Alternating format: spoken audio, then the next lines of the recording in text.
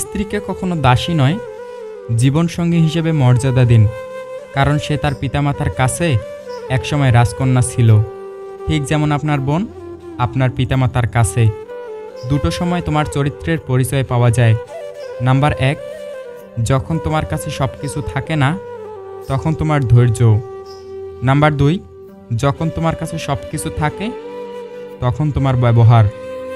যেসব মানুষ অন্যের নামে তোমার কাছে খারাপ কথা বলে, তারাও কিন্তু আপনার নামেও অন্যের কাছে খারাপ কথা বলতে পারে।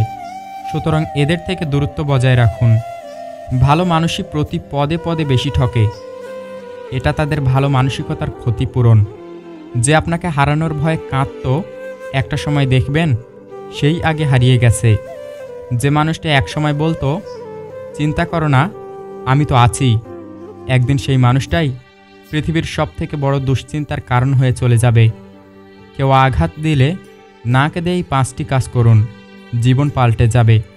নাম্বার 1, নিজের প্রতি বিশ্বাস রাখুন এবং সৃষ্টিকর্তা যা করেন তা ভালোর জন্যই করেন, এই কথার উপর পূর্ণ বিশ্বাস রাখুন। নাম্বার 2, নিজেকে বৈধ কর্মের মধ্যে ব্যস্ত রাখুন। নাম্বার 3, নিজের ধর্ম চর্চা করুন। নাম্বার 4, ভালো মানুষের সাথে সময় কাটান। আর নাম্বার 5, মায়ের সাথে গুরুত্বপূর্ণ সম্পর্ক গড়ে তুলুন, কারণ এই পৃথিবীতে মাই একমাত্র ব্যক্তি যিনি নিঃস্বার্থভাবে আপনাকে ভালোবাসেন।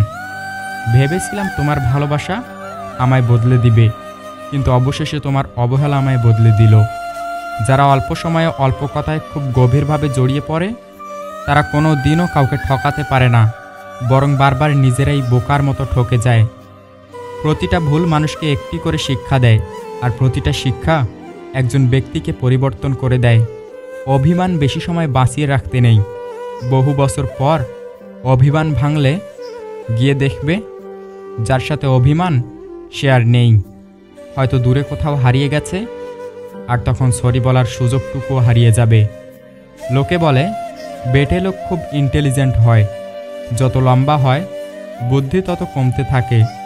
নিজের কাছে নিজে সৎ থাকার মতো আনন্দ আর মানসিক শান্তি দ্বিতীয় কিছু নেই।